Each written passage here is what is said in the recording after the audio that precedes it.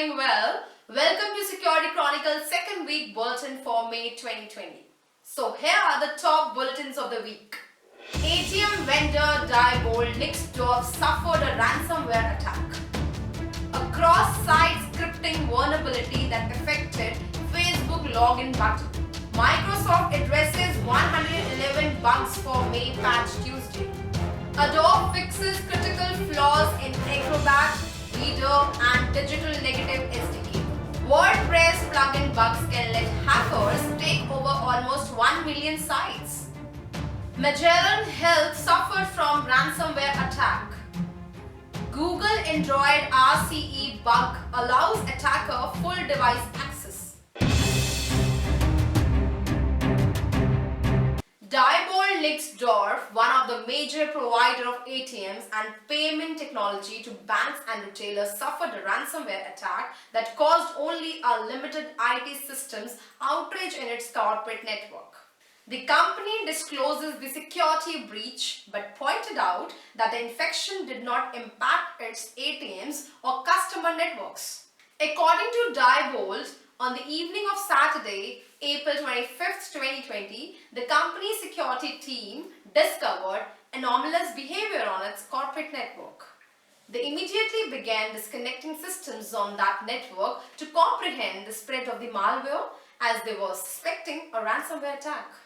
Diebold said the company's response to the attack did disrupt a system that automates field service technicians' requests, but that the incident did not affect customer networks or the general public. According to the popular investigator Brian Krebs, the systems at Diebold Nixdorf were infected by the Prolock ransomware, also known as PondLocker, the same piece of ransomware involved in the attack against Lafayette County 3rd in March 2020. Facebook has awarded a security researcher 20,000 USD for discovering a cross-site scripting vulnerability in the Facebook login SDK, which is used by the developers to add a continue with Facebook button to a page as an authentication method. Exploitation could allow threat actors to hijack accounts. Security researcher Vinod Kumar identified a document object model based XSS flaw in the technology that gives third-party websites the option to authenticate visitors through the Facebook platform. The security issue arose because of a flawed implementation of the post message API. The window.postMessage method enables cross-origin communication between window objects, for example, between a web page and an iframe embedded within. Kumar described the technology as an underexplored avenue for security bug hunters, hence his decision to look into Facebook's implementation. Kumar began by examining Facebook's third-party plugins in order to try to locate potential iframe issues. He found a fruitful avenue for exploration when he looked at the Facebook login SDK for JavaScript. Kumar outlined two ways to exploit the vulnerability. One is by opening a pop-up window and the other is by opening an iframe and then communicating with either. He provided code samples for both of these exploits and posted a YouTube video proof of concept. The result of either of the attacks is that an attacker can hijack and take over someone's account. The researchers reported the issue to Facebook on April 17. The company took 3 days to resolve the bug and paid out a 20,000 USD bug bounty to Kumar's on 1st May. Facebook confirmed that it had fixed the bug, adding that its logs showed no malicious exploitations of the security bug discovered by the researchers. Moreover, this is to inform you that Facebook has had a bug bounty program in place since 2011. And the highest bounty that Facebook has paid to date has been 50,000 USD to a researcher who identified a bug in Facebook developer subscription mechanism that could allow for a misuse in notification on certain types of user activity. Microsoft has released fixes for 111 security vulnerabilities in its May patch Tuesday update, including 16 critical bugs and 96 that are rated as important. This month, there are no zero-day or unpatched vulnerabilities. Along with the expected cache of operating system, browser, Office, and SharePoint updates, Microsoft has also released updates for .NET Framework, .NET Core, Visual Studio, Power BI, Windows Defender, and Microsoft Dynamics. Users should install these security updates as soon as possible to protect Windows from known security risks. There are few vulnerabilities of interest which are as follows. 3 critical Microsoft Edge vulnerabilities were patched by Microsoft this month that could allow an attacker to perform remote code execution by tricking a user into visiting a malicious crafted website. CVE 2020-1056 Microsoft Edge Elevation of Privilege Vulnerability. CVE 2020-1059 Microsoft Edge Spoofing Vulnerability. CVE 2020-1096 Microsoft Edge PDF Remote Code Execution Vulnerability. If exploited, these vulnerabilities could allow the attackers to execute commands on the computer with full user rights. Another critical vulnerability exists in the color management module that allows attackers to perform remote code execution by tricking a user into visiting a malicious website. CVE 2020-1117 Microsoft Color Management Remote Code Execution Vulnerability. The full description of each vulnerabilities and the systems that it affects are available at Microsoft Advisory site. Adobe has also fixed 16 critical flaws across its Adobe Acrobat, Reader and Adobe Digital Negative software development kit. If exploited, the flaws could lead to remote code execution. Overall, Adobe fixed vulnerabilities tied to 36 CVEs in its regularly scheduled Tuesday security update. Those include 24 critical and important severity flaws in its Acrobat and Reader application used for creating and managing PDF files and 12 in its Adobe DNG software development kit, which provides support for reading and writing DNG files used for digital photography. According to Adobe's Tuesday alert, Adobe is not aware of any exploits in the wild for any of the issues addressed in these updates. The vulnerabilities in Acrobat and Reader are as follows. 12 critical flaws were fixed in Acrobat and Reader. The majority of these, if exploited, can allow an attacker to launch arbitrary code execution attacks. The rest 12 are denial of service or information disclosure vulnerabilities and are classified as important. Vulnerabilities in Adobe DNG SDK are as follows. 4 critical flaws were fixed. If exploited, can allow attacker to launch code executable. The rest 8 are information disclosure vulnerabilities and are classified as important.